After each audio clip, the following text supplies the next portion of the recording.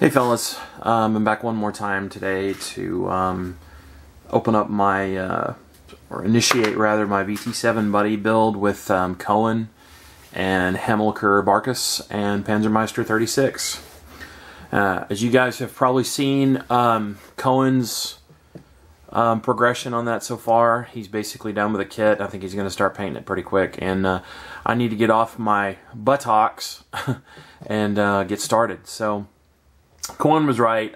He and Panzermeister have the 1937 version, and Hamilkar and I have the 1935. Now, Hamilkar did a review on this kit some time ago, but a month and a half ago, I think, something like that. And I encourage everybody to go see his review as well. But I always like to kind of, when I start a build, I like to review a kit before I start it. So I kind of wanted to do it. And, Michael, Hamilkar, hope that's okay, buddy. So I just kind of wanted to give you guys my take on the kit. So if you guys know, the one that Coen been working on, he apparently really liked the kit, which is unusual for Coen since he's kind of how should we say this? A bit of a Tamiya basher. There, I said it. No offense, bud. I just know you're not, crazy about Tamiya. So, but anyways, let's enough of that. So let's get started. What we got here. So I got the 1/35 scale Tamiya VT7 1935. It's a gorgeous box art as usual. We have a scheme here. With a white stripe. Doesn't say what vehicles it's for. This kit is from 2010, by the way. See the date here? 2010. So this is a very new kit. And paint callouts, of course, are going to be in Tamiya. They're offering a mixture of yellow green and olive green, so XF4 and XF58. I will not be using those. Even though I do use Tamiya paints a lot, I also use Vallejo. So another vehicle scheme, and it includes some photo etch. This is nice. Now, Coen had asked me, hey, what's the difference? I'm not sure, to be positive. I can tell you the one difference is the aerial, the radio antenna on this version, as opposed to the 37 version. But other than this, the specific details, I'm sorry, I don't know. So I'm getting a glare there a bit. So let's open this thing up, and I'm going to set the instructions to the side.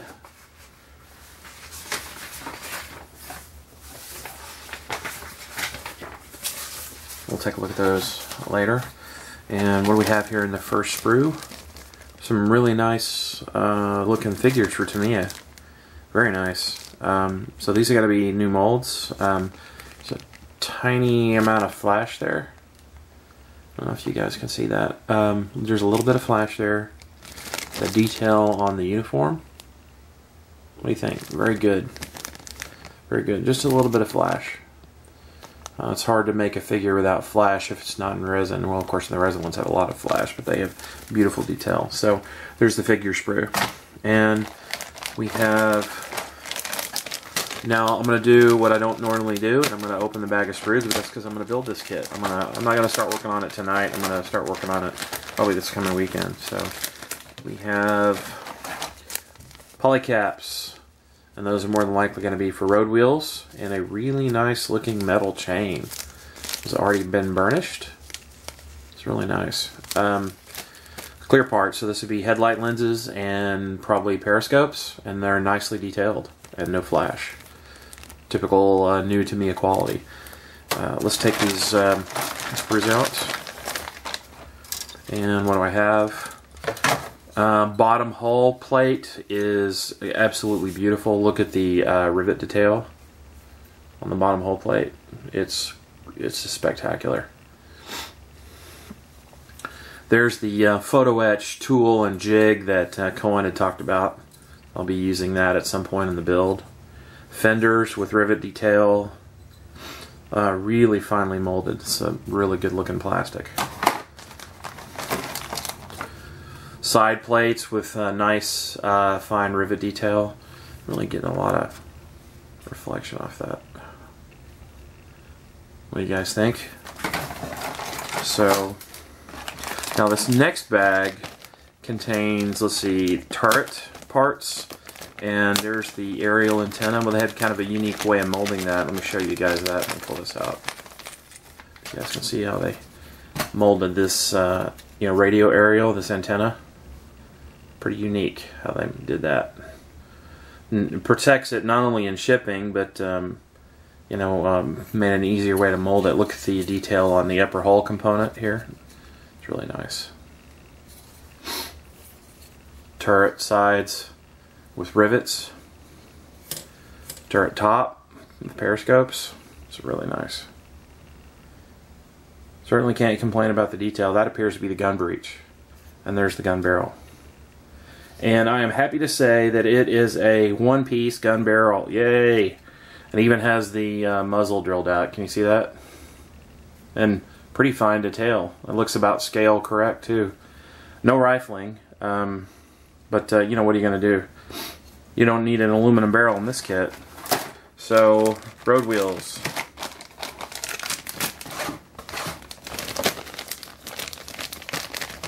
So I have two identical sprues here. And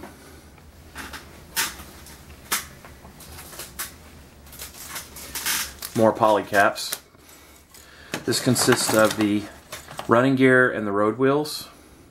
Look at the fine tire detail. How the tread pattern has that really fine demarcation line around the steel rimmed road wheel. That's really nicely done. Here are the Lincoln length tracks that Coen talked about. They look really nicely detailed. Certainly don't need to replace those. He's right, there's a little tiny ejector pin mark on the bottom. I don't know if you can see that, but I agree with him. I'm not even sure you could see that after it was assembled. I don't know if you guys can make that out or not. So, this sprue is identical, so no need to go over that with you guys.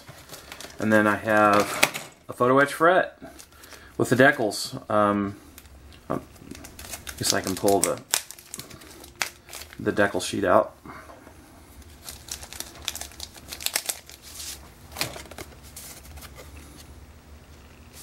Yeah, just like the other one that he has, there's ranks for the figures, the stripes. I think I would prefer probably actually to paint those by hand. I agree with him there, bud. I agree with you there. And a German version. That's pretty cool. So we can do a German version. And I'm not, so. Alright, so there's the sprues to the kit. And let me put this back in the box real fast. Oops, sorry to bump the camera. What else we have with the kit? We have a nice historical background data sheet. Starts in Japanese, showing the Christie Hull.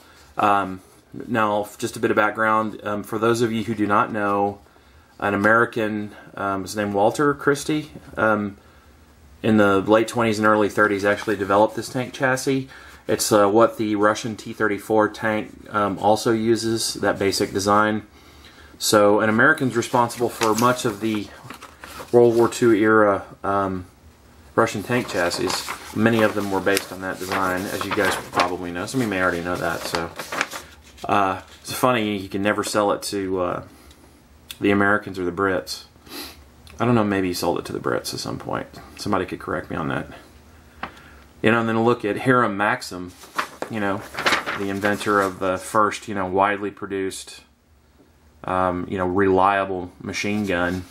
And he sold it to, the Germans. Before World War I. Some really nice info here. I'm not going to read all this, but so nice info sheet. Then we have, I'm going kind of backwards, painting and marking guide with 1, 2, 3, 4 versions. So there's a lot of choices here. Unknown Lithuania, unknown unit, Lithuania, summer 1941. That's the one with a white stripe. I'm guessing that may be aerial identification. Unknown unit, Moscow Military District, 1936. Ooh, a pre-war. Just basic solid green, except for the one white stripe across the turret. Now notice this one has the cool radio antenna. I like the radio antenna. I will probably do a version with that. Then we have Unknown Unit Ukraine, 1941. 6th Tank Brigade, Mongolia, 1939. And then 4th German Police Division, Pskov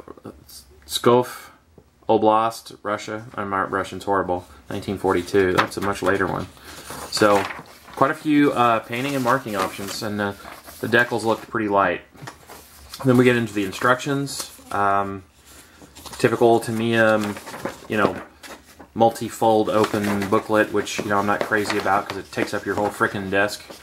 But I mean, it's very easy to follow. You'll notice the steps each step is relatively simple. Not a lot of parts to put on. Not a lot of things to execute for each step. Here's a neat little description of the use of that photo etch jig and tool to assemble the grill, which is really nice. Very simple. So I know why Coen said this thing was so easy to build. So there are a maximum of, how many steps here? 25 steps. A few little fiddly bits. I don't think there's a ton of Pioneer equipment. So, but typical, you know, super nice, well laid out to me instructions. But so this is my kit for the build for the 4 of us, and I'm sure it will be fun, and I'll be sharing the progress with you guys as I build it. And I encourage you to check out Coen's so far. I have not seen a video yet from Hamilkar or Panzermeister. I'm sure they'll be doing one soon. So thanks for watching again, guys, and this should be a fun build, and you guys have a good night.